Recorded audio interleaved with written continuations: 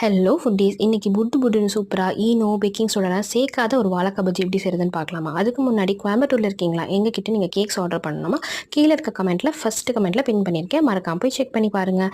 அதுக்கப்புறம் இப்போ நம்ம வாழைக்காய் பஜ்ஜி எப்படி செய்யுதுன்னு பார்க்கலாமா? ஃபஸ்ட்டு வாழைக்காய் நல்லா வாஷ் பண்ணிக்கோங்க, தோலெல்லாம் நல்லா நீக்கி எடுத்துகிட்டு கட் பண்ணிவிட்டு, எங்கிட்ட வாழைக்காய் சீவுறது இருந்தது, அது இருந்துச்சுன்னா தான் நல்லா பர்ஃபெக்டாக ஈவனாக வரும். ஸோ இந்த மாதிரி நல்லா பர்ஃபெக்டாக ஈவனாக ஸ்லைஸ் பண்ணி எடுத்துக்கிட்டு நான் இன்ஸ்டண்ட்டாக பஜ்ஜி மாவு எடுத்திருக்கேன். ஸோ அதில் கொஞ்சம் உப்பு சேர்த்துக்கோங்க, உப்பு வந்து கொஞ்சம் கம்மியாக இருக்கும். அதில் உப்பு சேர்த்துட்டு இப்போ சீக்ரெட் இன்க்ரீடியன்ட் என்னென்னா இட்லி மாவு. ஸோ இந்த இட்லி மாவு நல்லா கலந்துட்டு மிக்ஸ் பண்ணிவிட்டு அதுக்கப்புறம் நீங்கள் பஜ்ஜி சுட்டு எடுத்திங்கன்னா நல்லா புட்டுன்னு சூப்பராக வரும் இந்த பஜ்ஜி. கண்டிப்பாக ட்ரை பண்ணுங்கள். இந்த அளவுக்கு திக்காக இருக்கணும் பேட்டர். நீங்கள் வாழைக்காய் வந்து டிப் பண்ணிங்கன்னா நல்லா திக்காக இருக்கணும், அப்போ தான் வந்து உங்களுக்கு நல்லா கோட் ஆகி சூப்பராக வரும். நீங்கள் கேக்ஸ் வந்து நீங்கள் ஆர்டர் பண்ணுறது எந்த ஏரியாவிலேருந்து எந்த ஏரியாவில் டெலிவரி பண்ணுறோம் எல்லாமே நான் கமெண்ட்டில் பின் பண்ணியிருக்கேன், போய் செக் பண்ணி பாருங்கள். நாங்கள் கேக்ஸ், குக்கீஸ், ப்ரௌனிஸ் எல்லாமே பண்ணித்தரோம். ஸோ மறக்காமல் காண்டாக்ட் பண்ணுங்கள்.